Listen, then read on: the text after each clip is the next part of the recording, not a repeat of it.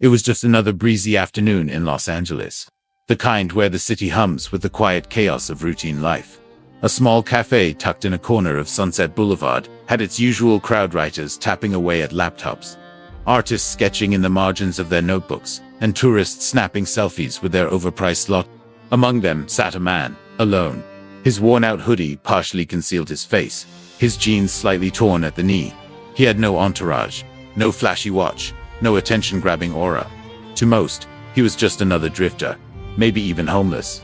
People glanced at him, then quickly looked away, dismissing him as just another nobody in the city of somebodies.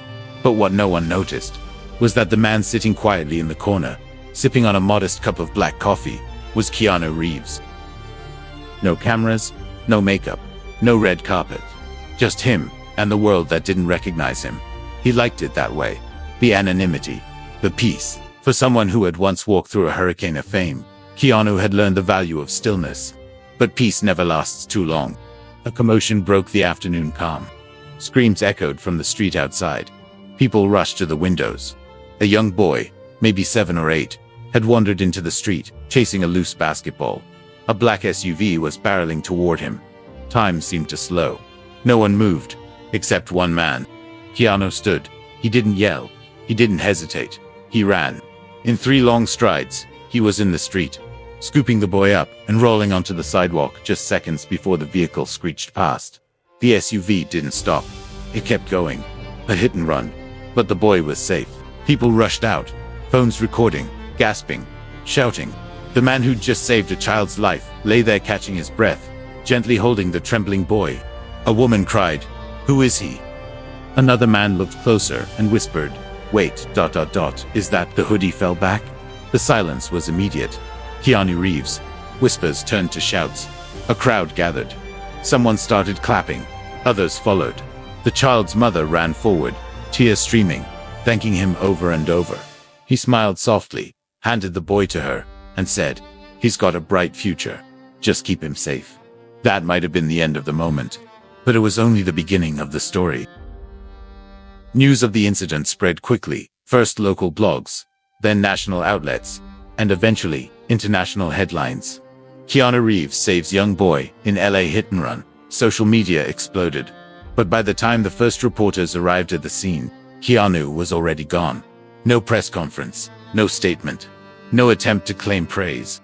Just like that, he vanished back into the city, back to the quiet places he preferred. But behind that quiet demeanor was a story few knew. Because Keanu Reeves had made it his mission for years to help without being seen. Years earlier, after the tragic loss of his daughter and partner, Keanu had thrown himself not into the spotlight, but into giving.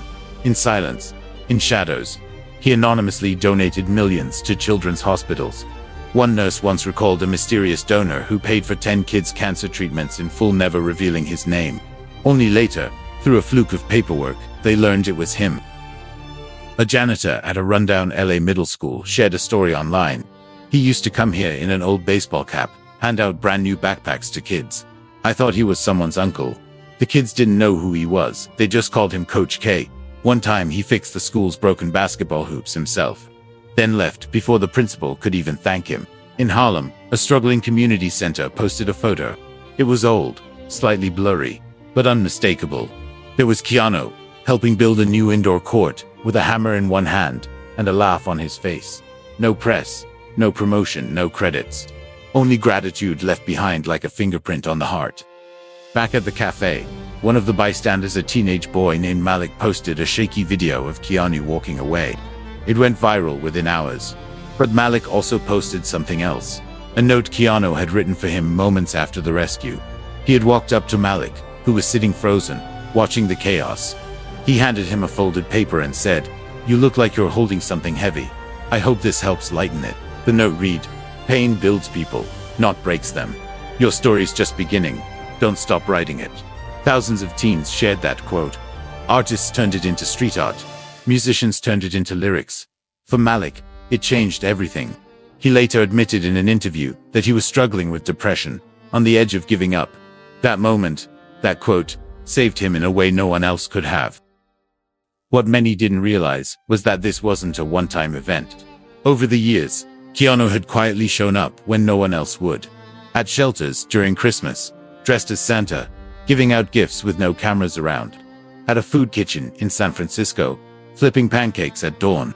At a hospital in Vancouver, playing chess with a terminally ill boy every weekend for 3 months.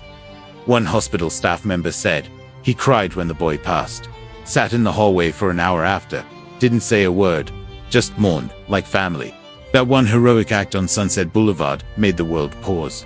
People began sharing their own Keanu stories. Stories that had never made the news, because that's how he wanted it.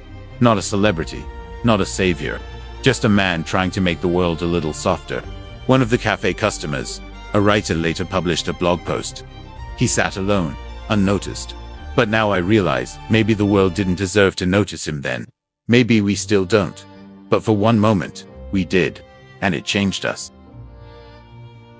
Weeks later, the child Keanu saved appeared on a morning talk show.